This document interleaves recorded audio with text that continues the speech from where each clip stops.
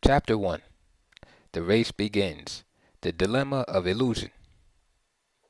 Long before there was race, and even before there was politics, there were the Saturday mornings in the playground. Every summer, on Saturday mornings, my father and I would greet the dawn. We'd have our breakfast, put on shorts and sneakers, walk across the street to the Martha Ruggles Elementary School playground, and practice basketball. My father was my first coach. He was a mathematics teacher by training, and his penchant for teaching extended to sports. He taught me how to catch a football and run a sprint. I played bitty basketball at the Chatham branch of the YMCA. My dad was the coach. An astute judge of talent, he recognized that his oldest son needed tutoring. And that's how those joyous Saturday morning sessions evolved. I was 8 years old. My shots barely reached the rim, but my dad constantly reminded me that there was a lot more to the game than shooting.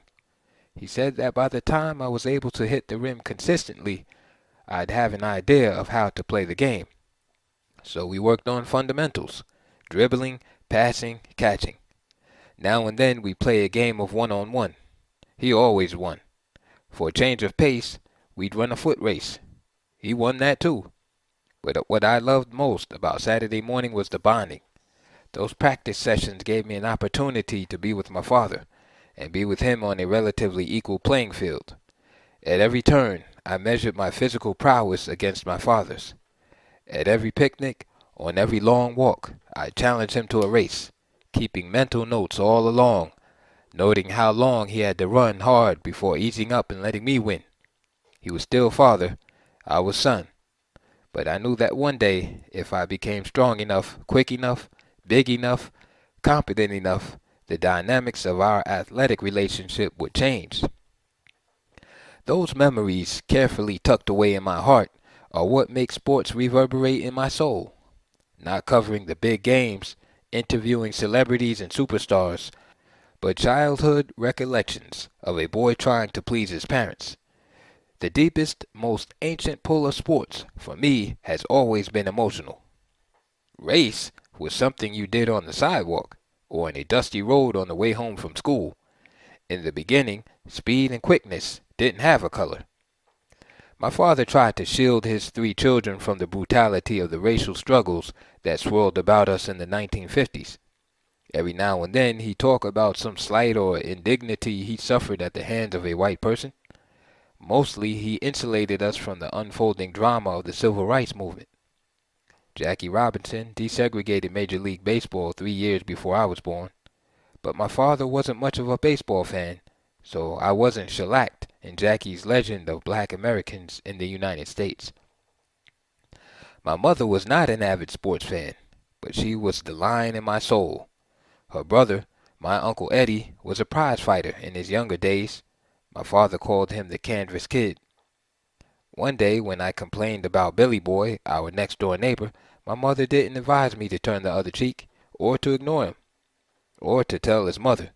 She essentially told me to go back and kick his ass. I remember the two of us standing in our kitchen, my mother giving me an impromptu boxing clinic. I can still hear her voice as she showed me how to throw a combination. "Bop, bop, just like that," she said, showing me how to deck Billy Boy. I never did fight Billy Boy.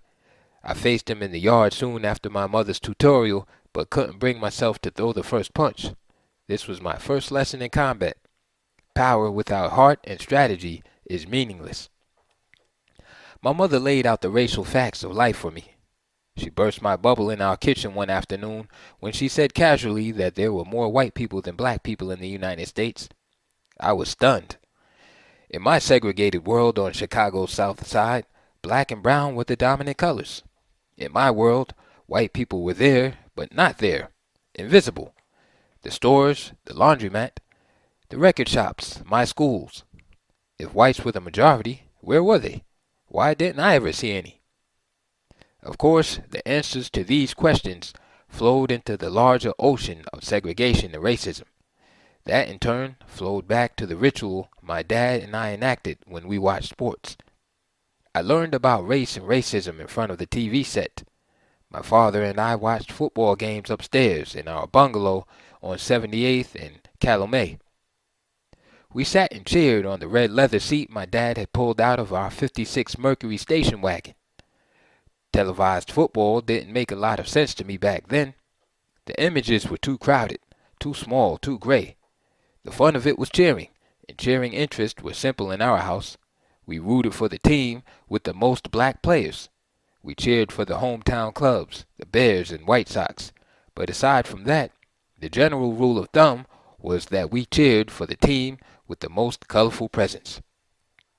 In those days, when black faces were few and far between, we cheered for the color of the skin. We had some variations to the general rule. If the team was from the South and had just one brother, his team was our team. He was our man.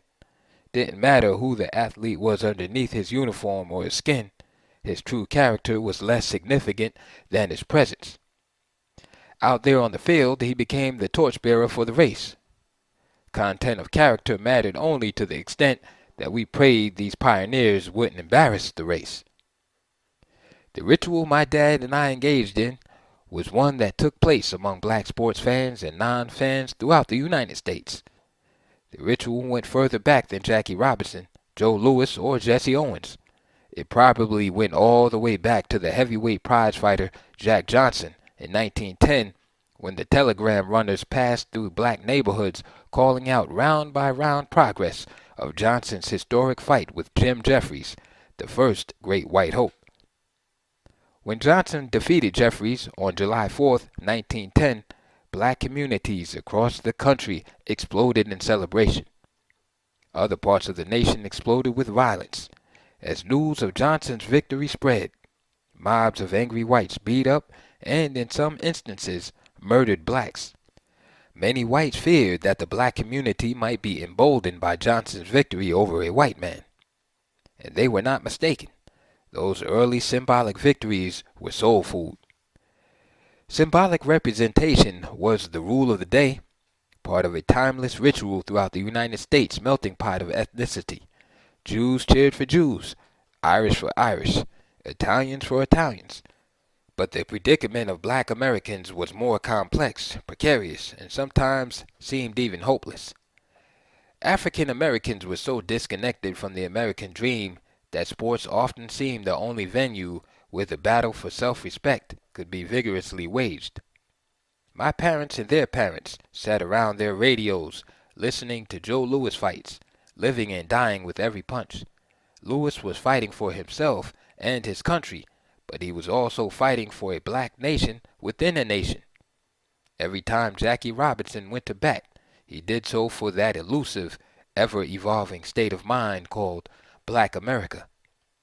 In those days of suffocating, uncompromising segregation, we cheered black muscle with a vengeance. The fate of black civilization seemed to rest on every ground, every at-bat. Knock his white ass out, or outrun his white ass, or block that white boy shot, or worst of all, you let that white boy beat you. Each group had its cross to bear.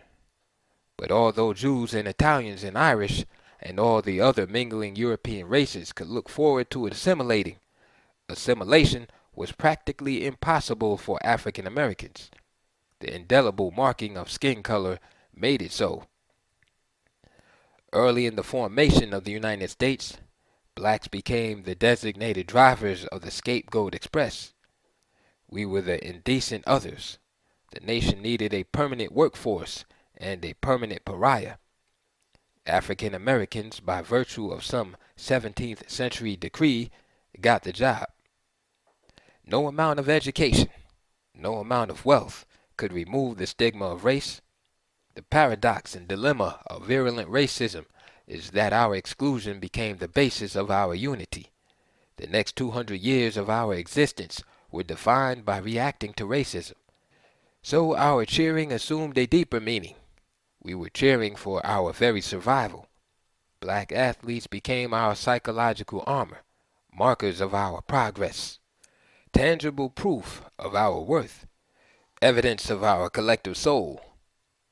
Our athletes threw punches we couldn't throw, won races we couldn't run. Any competition or public showing involving an African American was seen as a test for us all.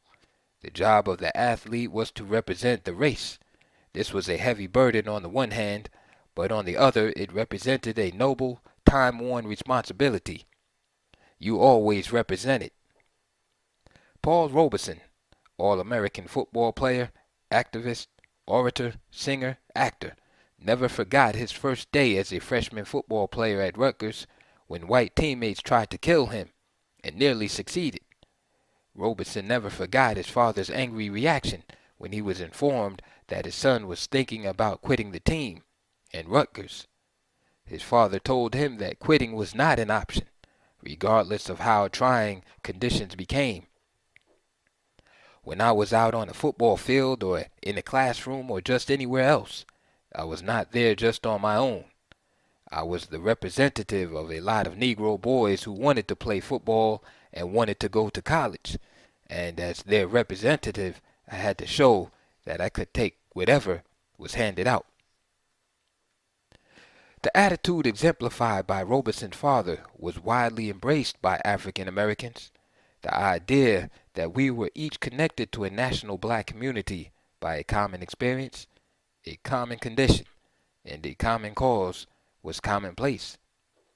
Floyd Patterson was the first African American athlete I can personally remember who carried the burden of the race into the ring.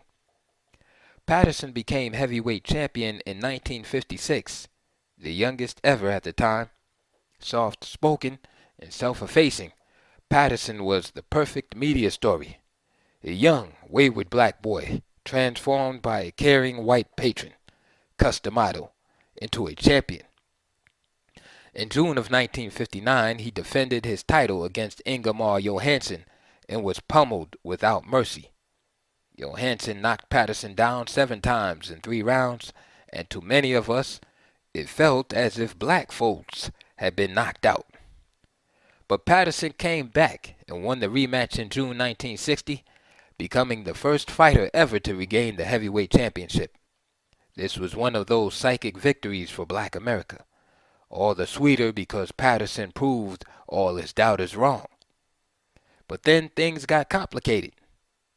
Patterson's next opponent was Charles "Sonny" Liston, an illiterate former convict with mob connections, whom the New York State Athletic Commission described thus: a child of circumstances, without schooling, and without direction or leadership.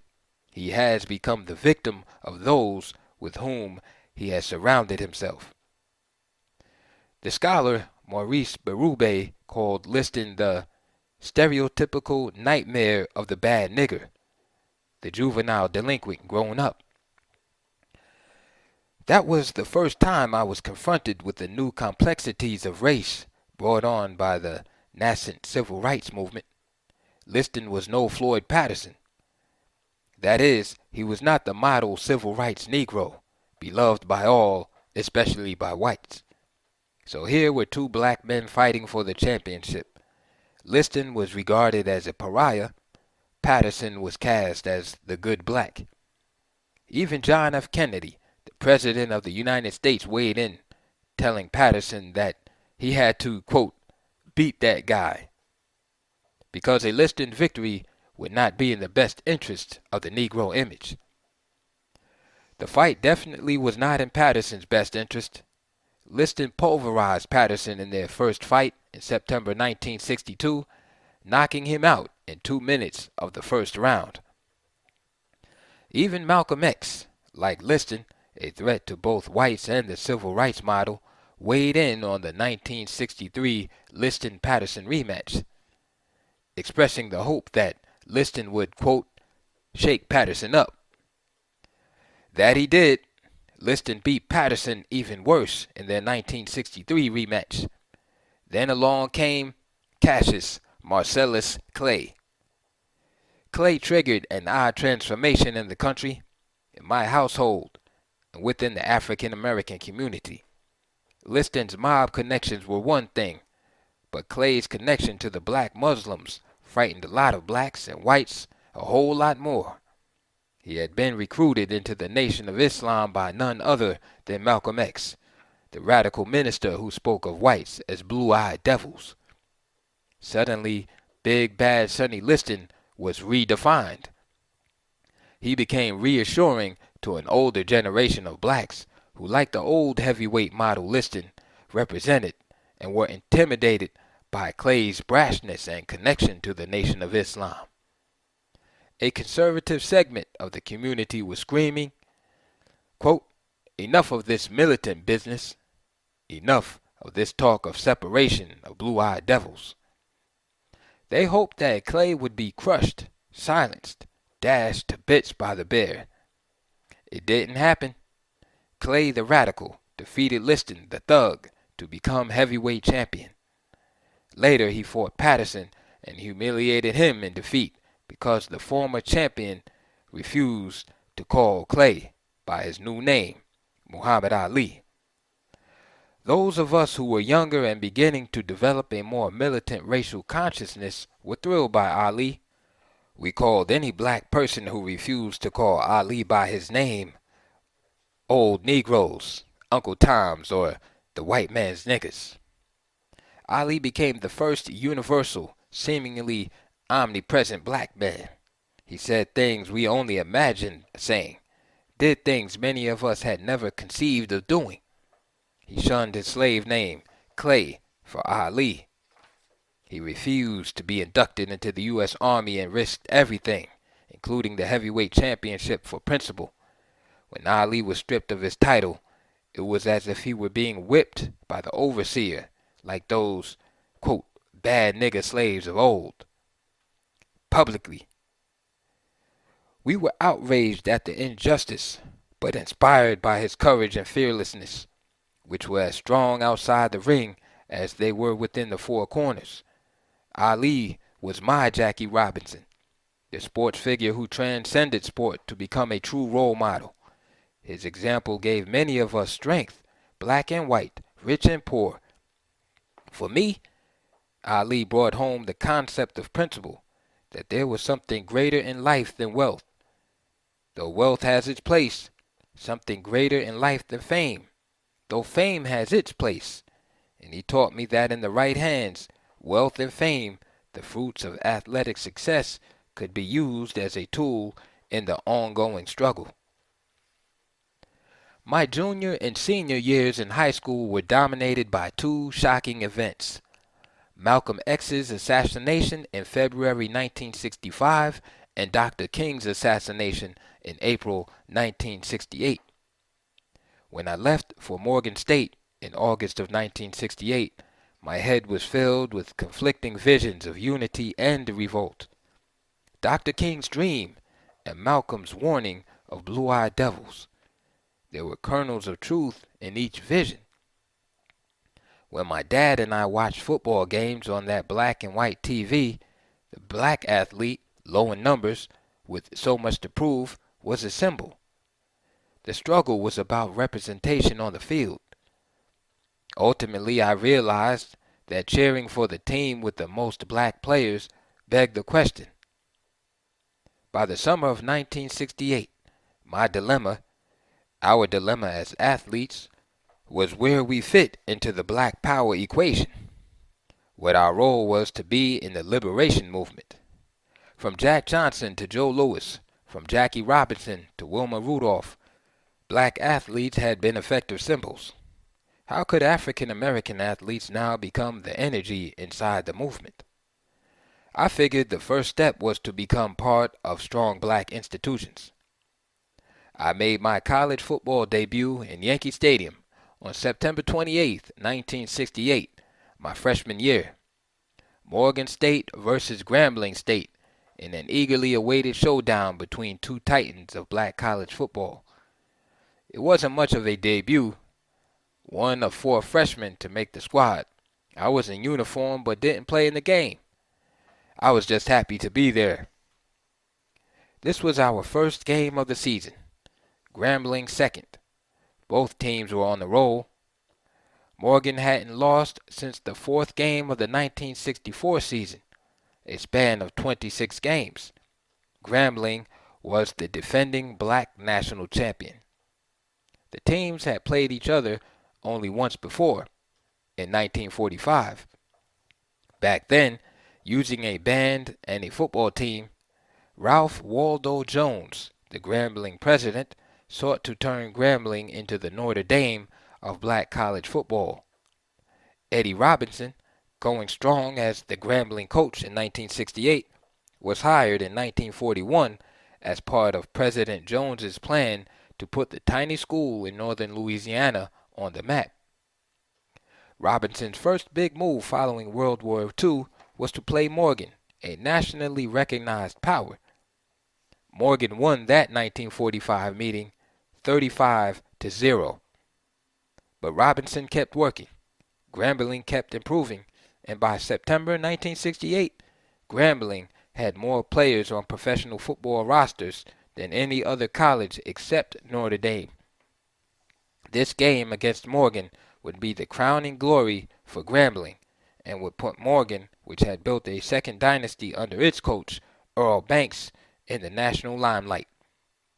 The game itself, the historic setting, and the underlying theme of black pride made this Morgan-Grambling rumble important beyond the final score.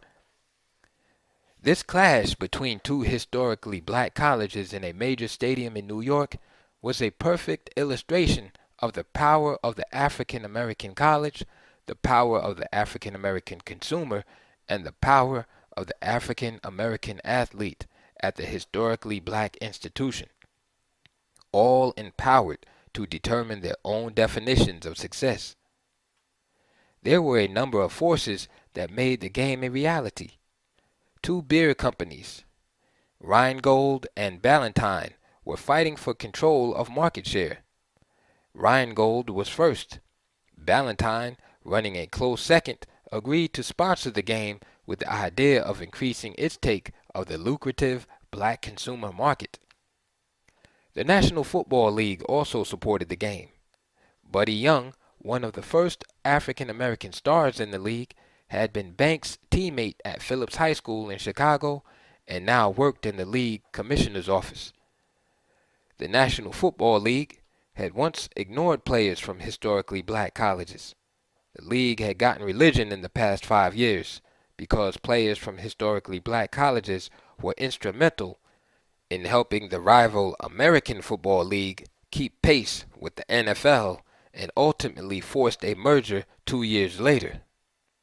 In 1967, Willie Lanier, who played at Morgan from 1963 to 1967, beat out Jim Lynch, the former Notre Dame All-American, for the starting middle linebacker position of the powerful Kansas City Chiefs. Lanier was the first African American to start and star at middle linebacker. Lanier's accomplishment was as significant in many ways as the Morgan-Grambling game itself. In 1967, middle linebacker was regarded as a quote-unquote white position, along with free safety and to a lesser extent strong safety, offensive guard, and quarterback, of course. These positions required smarts and good judgment, attributes that white players had and black players, according to stereotypes of their day, lacked. Until Tank Younger of Grambling was drafted by the Rams in 1949, athletes from historically black colleges were ignored by the NFL in favor of black players from predominantly white colleges. Most NFL scouts felt that black college players lacked the talent to play professional football. There was also an unstated but keenly felt opinion among NFL management that black players from predominantly white institutions knew how to play with white players. In other words, they knew their place. League officials were anxious about how black players from black colleges would adjust to playing alongside white players and accepting subordinate positions. Coach Robinson said, quote, "Tank, this is a great opportunity for black college football. If you fail, it's no telling when another player will get an opportunity.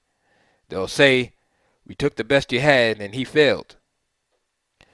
Younger enjoyed a stellar NFL career, 1949 to 1958, and was inducted into the College Football Hall of Fame in 2000. The Urban League, then led by Whitney Young, embraced the game as a means of reaching out to the black community following the devastating urban riots that summer. Proceeds from the game were supposed to go to the Street Academy, a Harlem-based initiative sponsored by the Urban League, designed to help teenage dropouts return to school.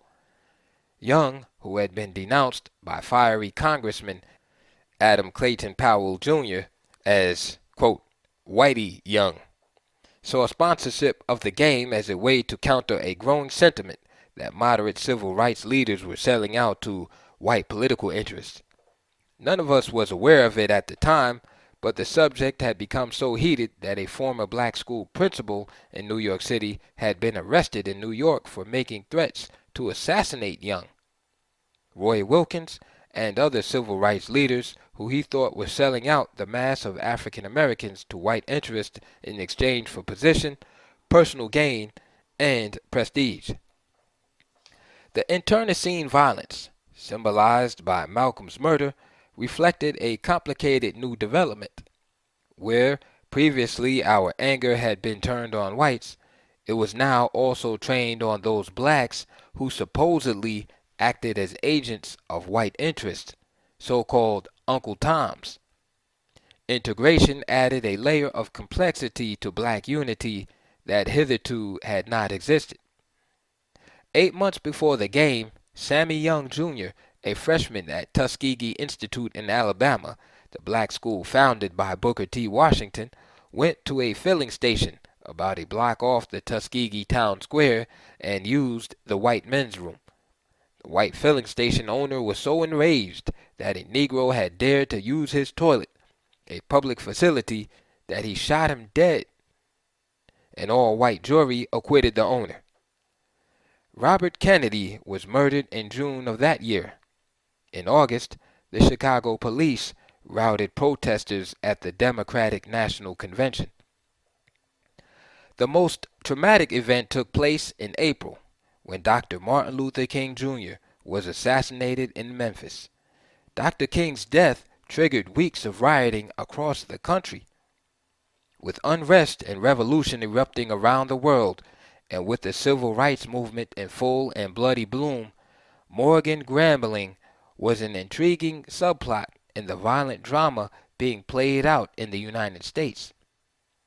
In fact, this game was a footnote to Dr. King's death, for it was at his funeral in Atlanta that Coach Banks and Coach Robinson signed the contract to play the game.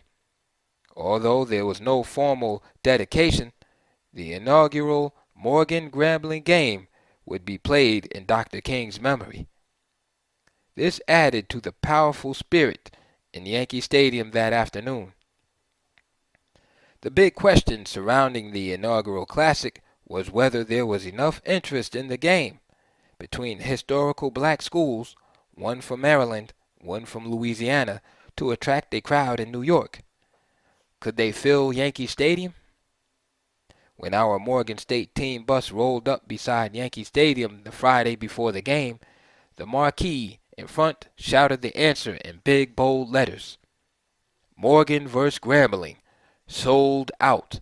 No tickets available. By 4 o'clock Friday afternoon, we had finished a light workout at McCombs Dam Park, next to Yankee Stadium. As the bus pulled out of the Yankee Stadium parking lot and prepared to take us back to our hotel in Midtown Manhattan, Coach Banks' gruff voice thundered down the aisles, rolled up to where the driver sat, and commanded, "Let's go back through Harlem." Our bus rumbled over the McCombs Dam Bridge into Manhattan, and then up the 155th Street Viaduct. Then we made a left turn into another space and time, a turn into Harlem, USA. I'd heard about Harlem in high school, a tough area, the capital of black America. Harlem was the place of dreams. To be here, live, and in color was electric. 2 years earlier in his book, The Crisis of the Negro Intellectual, author Howard Cruz had described Harlem as, quote, a community that still represents the Negro's strongest bastion in America from which to launch whatever group effort he is able to mobilize for political power, economic rehabilitation, and cultural re-identification. End quote. We reached 125th Street and Lenox Avenue, the heart of the neighborhood, at 5 o'clock. The eagle flies on Friday, and this Friday the eagle seemed to be flying especially high. It was the end of another hard week. Spirits were soaring. Brothers and sisters of all shades of brown walked the streets, talking and laughing, flirting and flaunting. Horns honked, music blared. This was one great busy drama of huge afros and processed hair. Black women were dressed in earth-toned African dresses or in hot pants and hoop earrings. Red, black, and green liberation flags flew everywhere. Sensory overload. Street corner revolutionaries on speakers denounced blue-eyed devils on one corner. Jehovah's Witnesses proselytized lost souls on another. Cars double parked. Cool cats sported canary yellow suits, while superfly brothers in shades leaned against shining Eldorados with gangster white walls. One brother was driving a convertible with a leopard skin top. Coach Banks was the resident expert on Harlem. An all Big Ten guard at Iowa, Banks played professionally for the New York Yankees of the All-America Football Conference before a knee injury cut his career short. He'd earned his master's degree from New York University. Like most football coaches, Earl Banks was a dictator. What made him tolerable, even enjoyable, was that his life contained a rich reservoir of experience, and he built a rapport with everyone from hustlers and tavern owners to the white drugstore owner in Iowa who had talked him out of quitting Iowa's football team. Coach Banks had an anecdote for every situation, and he would use the gospel preacher's inflection or the piercing vernacular of the street to deliver masterpieces of storytelling. As we passed through Harlem, he pointed out the hot spots, the Hotel Teresa, the Red Rooster, and the Showman's Lounge. "You can always tell the prostitutes," he advised, "because they wear white boots." In 1966, Stokely Carmichael, then chairman of the Student Nonviolent Coordinating Committee, espoused a dramatic paradigm shift for African Americans called Black Power. The name bespoke unity and called for Black America to consolidate its resources to achieve political and economic power. The Harlem I glimpsed that afternoon captured the essence of that slogan. Harlem felt like the spiritual and cultural capital of Black America. In my eyes, Harlem defined the essence of the revolution, a revolution that had escalated the day Martin Luther King was assassinated. Dr. King's death was a signal that the nonviolent phase of the movement was over. His assassination ended a chapter in the civil rights movement that symbolically began in 1955 when Rosa Parks sat down on a bus in Montgomery, Alabama, and refused to get up for the white man who had demanded her seat. Between 1955 and 1968, protest was aimed at eliminating segregation. After King's death, the impetus, at least in my mind, was no longer asking whites for access or approval, but pushing for autonomy, empowerment, and self-definition. We were entering a new phase of the struggle. I certainly was.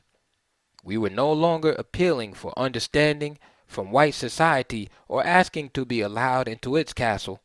We would build castles of our own, build strategies and programs that gave us a voice and power. There seemed to be a new wave of struggle, a new way of thinking about things. We were taking all of the raw components of our lives and turning them into revolutionary weapons. Even our music was revolutionary. Nina Simone's Young, Gifted, and Black. Curtis Mayfield's We're a Winner. James Brown's I'm Black and I'm proud. I was just getting into jazz. There was a whole genre of so-called protest music. Many of the masters of the music were strong, independent black men and women who used their music as a vehicle, as a powerful expression of pride, anger, frustration, and hope. In my mind, the Morgan Grambling game sprang from a spirit of independence. In our own way, we were part of an emerging new phase of resistance. Athletics was part of the revolution. The teams came out for the pre-game introductions and were greeted by a thunderous roar, which together with the blaring of the bands formed a great sheet of sound. As I ran out on the field, I looked up.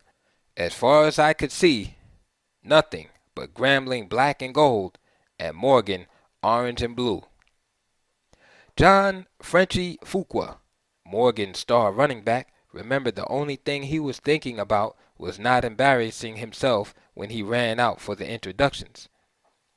Quote, I was just praying, Lord, please don't let me trip and fall. Frank Lewis, the Grambling wingback, was mesmerized, not by the crowd or the stadium, but by the historic moment the game represented. Quote, what stood out in my mind was that here were two black schools playing in New York. Morgan State had that 26-0 record. That was the only thing that was exciting to me. I was thinking about how big a game it was. I didn't focus on the city and the stadium, just that two black universities had sold out the stadium at a neutral site, and that was something that wasn't happening too often. It was almost like it was some national game. End quote. Morgan scored on the fourth play of the game, a 47-yard pass to Raymond Chester. Grambling answered just before the half with a 37-yard pass from Frank Holmes to Frank Lewis to tie the game. In the locker room at the intermission, Coach Banks gave a classic halftime performance. He slung the blackboard around and furiously scribbled X's and O's. Above one X, he wrote the number 81 and circled it. Billy Newsome was Grambling's defensive end. Newsome has single-handedly scuttled our, quote, 46 power, a running play that hadn't been stopped in 4 years. We're making this Lemon look like an All-American, Banks roared. Newsome was in fact an All-American. 7 Grambling players and 3 of ours would be drafted the following spring. Coach Banks glared at the 2 players responsible for blocking Newsome and scrawled some new blocking schemes on the board. When one of the players tried to say something, Banks cut him off and roared, I want you to put your head in his gut, and I want you to drive him out of there. In his fury, he drew the line all the way off the blackboard. The chalk snapped and broke into little pieces as it hit the floor. Early in the fourth quarter, Grambling lined up deep in its own territory to punt the ball. On the sideline, Coach Banks grabbed Ray Chester, who had played a great game at tight end, and tossed him in as defensive end. During the course of the season, I would learn that Coach Banks believed in inspirational substitutions.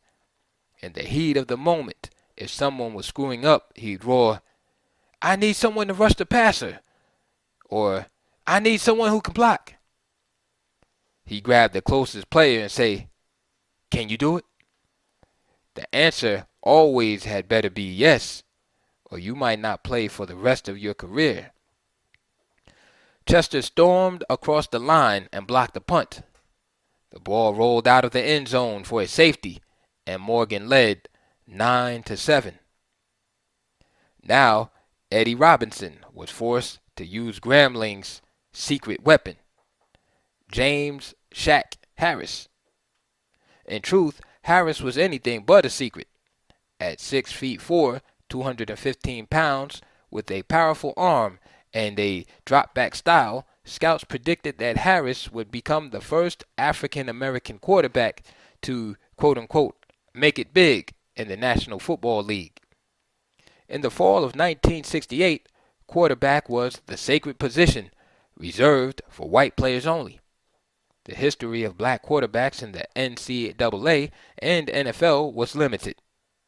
Willie Thrower had played for the Chicago Bears in 1953. Sandy Stevens had led the University of Minnesota to the Rose Bowl but had never played professionally. Eldridge Dickey, a star ambidextrous quarterback at Tennessee State, was drafted by Oakland and actually beat out Ken Stabler for the starter's job. But Dickey, like many talented black athletes before him, was ahead of his time, part of an era when athleticism in a quarterback was a dirty word. Dickey was eventually switched to wide receiver.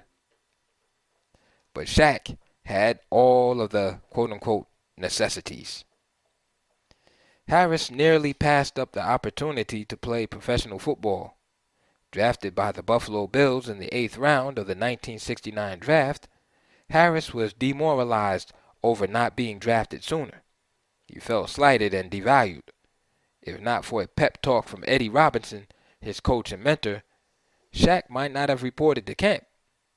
While Harris contemplated whether to report to the Buffalo Bills training camp, Robinson took him to Grambling's football stadium one afternoon and laid out the historical facts of life. Harris's decision, Robinson explained, had to be based on something much larger than his disappointment over not being a higher pick. He said, "If I didn't go, we might not ever have a black quarterback in the pros," Harris told me years later. "We sat on the bleachers, just me and him. He told me that there was no question that I would make it as a quarterback, but if I didn't go, I might be keeping other guys from getting a chance. If I didn't go, it would be hard for anyone else because he thought it would be a long time before another black quarterback came along with my ability." James Harris reported to camp and in 1974 became the first African American to start a regular season game as quarterback. Harris would play 12 seasons in the NFL. In 1999, he became one of the few African Americans in the league's front office, as director of pro personnel for the Baltimore Ravens. Baltimore won the Super Bowl in 2001. In January 2003, Shaq was hired as vice president of player personnel for the Jacksonville Jaguars. Fortunately for Morgan, on this particular autumn afternoon in 1968, Shaq was hurt. He'd injured his ankle playing pickup basketball before the season and had missed most of Grambling's opening game against Alcorn State. Robinson wanted to hold him out of this game too, but here in the fourth quarter in New York, on the greatest stage of his career, Robinson had no choice. Even Robinson had miscalculated the magnitude of this game, and he may have underestimated Morgan. Now, with his back against the wall, Coach Robinson reluctantly yielded to the moment. He signaled Harris into action. Harris made a dramatic entrance onto the field from the Grambling sideline.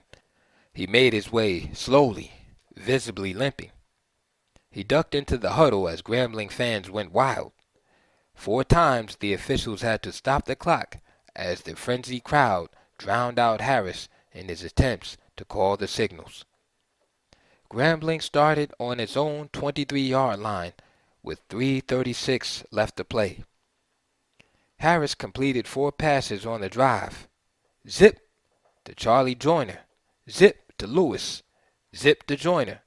Then he hit Lewis with a 37-yard pass to the 1-yard line with 37 seconds left. The stage was set for a finish that could not have been believably scripted, a goal line stand in the biggest game in black college football history. Grambling's fullback, Henry Jones, gained nothing on the first down. A second down pass fell incomplete, and Jones gained just inches on third down. Now it was 4th and goal from the 1 with 16 seconds to play. Eddie Hayes, our senior safety and team captain, remembered having a sinking feeling that Grambling would kick a field goal and Morgan would lose 10-9. Instead, Robinson valiantly chose to go for it. Later he would explain that Grambling's field goal kicker was unreliable. I will believe to the end of time, however, that Robinson wanted to make a point. 6 points, actually. He wanted to run the ball down Morgan's throat. The crowd was going crazy. Shaq was raising his hands, wasting precious seconds trying to quiet the crowd. He didn't call a timeout. The clock was running, and Grambling had to rush the play. Jones took one final plunge into the line. There was a tremendous collision as Chester and the entire Morgan defense collided with the 245-pound Jones and the rest of the Grambling offense. The referee took what seemed like several minutes to disentangle the players and determine whether Jones had scored. Chester, unconscious, was later carried off the field to great ovation. As the official continued to dissect the pile, the tension mounted, and the stadium fell practically silent. I remember looking around and wondering how 64,000 fans who had been so raucous all afternoon could suddenly be so still. Finally, the official held the ball over his head and flipped it up in the air. The game was over. Morgan held. The winning streak was alive at 27. The stadium, host to another epic, erupted in a loud burst of cheers and shrieks. Now black, gold, orange, and blue all mixed together. I watched Ed Hayes walk off the field crying. Saw Frank Lewis on the other side crying. Players on both sides were overcome, not just from the effects of a hard-fought game, but over the recognition of a historic event. Black folks had come to New York and put on a grand spectacle. What had been invisible had become visible, from the great athletes on the field to the dollars and wallets of a black community. This was the same untapped potential that the Brooklyn Dodgers general manager Branch Rickey had observed 2 decades earlier when he attended Negro League games and felt a surge of black power that he craved to capture for his Dodgers. This place, this trip, this football game was the harbinger of promise, of all that could be, not integration on white society's terms, but self-sufficiency. We didn't need to add to anyone's empire and all the negatives associated with it. We needed strong, enduring African-American institutions in which black people could have a defining say in matters that affected their expanding community. This was the dawning of a new day. Black athletes, black institutions, black folk flexing their economic and cultural muscle in a collective way. This inaugural Morgan Grambling afternoon was a model of possibility of how sports could be used to achieve a greater good. The athlete could be something more than an entertainment bloodhound. That afternoon at Yankee Stadium conjured up memories of Negro League baseball games of the 1940s and Harlem Ren basketball games at the Renaissance Ballroom. This was a snapshot of our past, our present, and I hoped, our future. I walked off the Yankee Stadium turf bursting with pride, thankful to be part of something this big, this black, this beautiful. We had the athletes, had the fans, had the money. This day, I thought, was the beginning of something. After all that had happened in 1968, the assassinations, the riots, the protests, things would never be the same again. There was no going back. I felt that something new had awakened in us. 25 years later, I would still be waiting.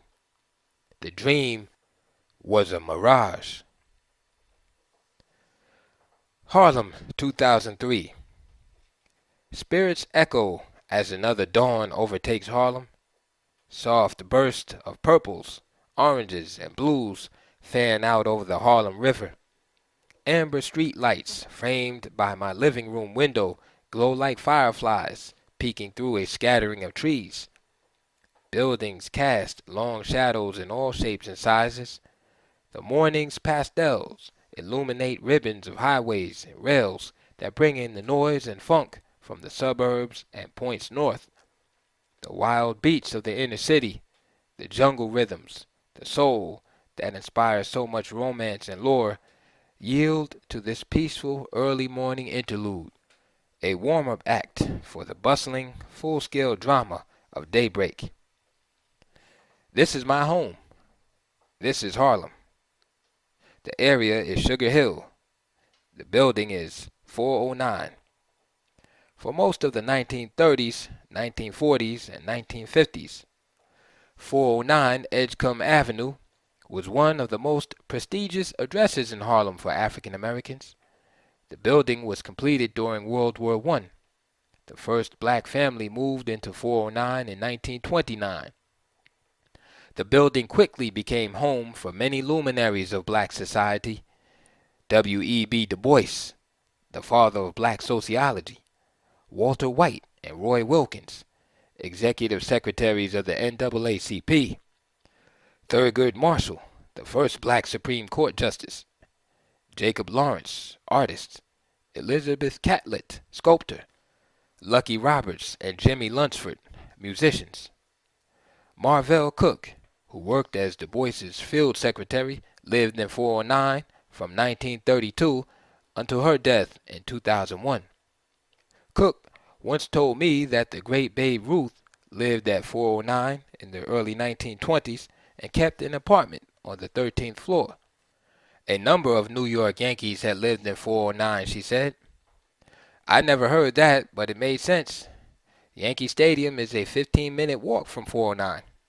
Turn left out of the building, make a quick right down the 155th Street Viaduct, walk across the McCombs Dam Bridge over the Harlem River and the Major Deegan Expressway, down the winding ramp, past the handball courts, and you're at the stadium press gate.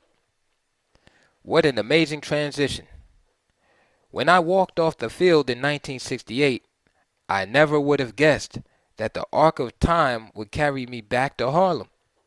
In retrospect, that Morgan Grambling game was the beginning of a bridge, a transition from the black world in which I had been raised and a white-controlled sports industry in which I would work. As much as I enjoy the memory of that idyllic autumn day in 1968, time has crystallized realities in a way that has made me realize that 1968 was a mirage. Just as I realized in 1968 that the issues we were confronting were deeper than the simple lessons on race I had absorbed on those afternoons with my father, the years since 1968 have taught me that the issues go deeper than the powerful symbolism of one game. The idea that athletes, given a forum, would all follow the example of Ali and Tommy Smith and John Carlos has been shown to be mistaken. The notion that black people, once they infiltrated the world of sports in sufficient numbers, would follow the example of Curt Flood and work to change the economic exploitation of the sports industry was wrong. The idea that soul, black style, and artistry was the one thing that couldn't be appropriated and commoditized by white power has proven to be laughably false. And the black institutions that I thought would be the vanguard of the revolution have been stripped bare by the progressively rapacious forces of sports capitalism. Even the Harlem I thought I saw in 1968 was an illusion. The streets teeming with the colors and sounds of black folks did not match the reality of white ownership. Like the sports industry they quote-unquote dominate, African Americans were not in control of this community. They merely rented. On 125th Street, for example, 95% of the consumers are black, while 95% of the stores are owned by non-black people. This mirrored the world I discovered as jazz critic for the Baltimore Sun between 1978 and 1982, and the world of sports I covered for the New York Times beginning in 1982. Black on the outside, white controlled on the inside. Harlem was a plantation. And to understand just how deep the dilemma of the black athlete goes, that's the metaphor we return to again and again, the plantation. Because the heart of the dilemma I eventually came to understand is the quest for power.